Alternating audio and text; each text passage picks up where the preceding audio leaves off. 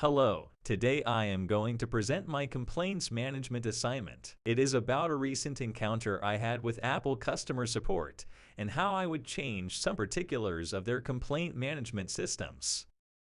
For some context, Apple has been the largest tech company for a while now, and it is widely known for the iPhone, iPad, and Mac products. Nevertheless, they offer other services like cloud storage and API integrations for developers. They offer home and wearable products as well.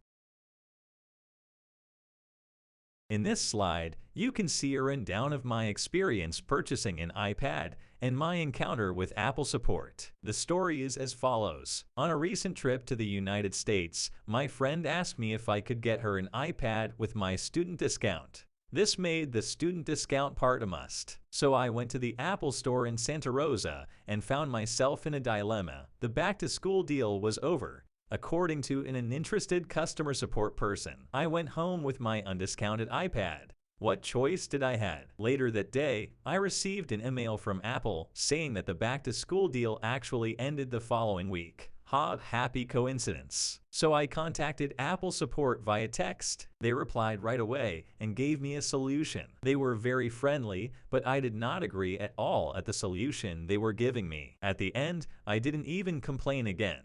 I just went with the solution they gave me to get the thing done. Choose your battles, they say. So I ended up returning the original iPad for a refund and buying a second iPad with the applied discount online. Pretty stupid, if you ask me. Here, you can see screenshots of how the conversation with Apple support went. As you can see, pretty friendly overall. Nevertheless, like I said before, the solution I was offered was not the best. It was also curious how you have to actually request a human to get rid of the artificial intelligence. There are many things that failed in Apple's complaints management process. First, I was able to identify that a major miscommunication problem exists within the organization. It is unacceptable that the official store didn't have a clue on when a promotional campaign actually ended. Even if they did, it is unacceptable they just decided not to apply it for me out of the blue. Secondly, there is a serious etiquette problem with Apple's customer specialists. They are rude when they have you in front and nice by text. Usually is the other way around. And lastly, there is an operational overcomplication of refund and return processes. At the end, I had 4 different transactions in my card and had to visit the Apple Store 2 times.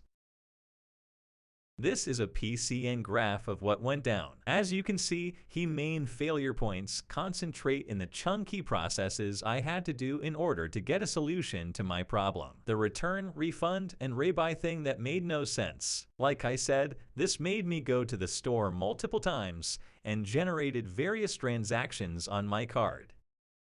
The proposed solution would be tackle this process specifically. By changing the solution they provided to a more lean solution, Apple and I could save time and resources. In my opinion, I should have kept the original iPad, and Apple should have refunded me for the amount of the discount that was not applied. I would call it something like late discount application refund. The organizational response to complaints was overall good. It was timely, they held themselves accountable, and it was fairly easy for me to contact them promptly. On the other hand, the solutions they provided were overcomplicated, and in the hassle of providing them, Apple employees were unnecessarily rude and impatient. This would not change my intention to buy again from them, but it sure makes me wonder if I want to set foot on the store again. I'm sure I'm buying online next time. So, or my final assessment of the company, I would say they need some work in organization-wide communication and employee alignment, as well as some work on the refund policies. Specifically, Apple should train their ambassadors better on how they treat the customer in person.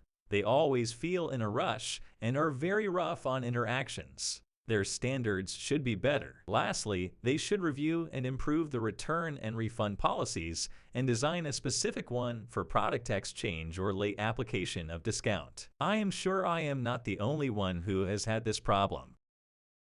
I hope you enjoyed the presentation. Thank you very much.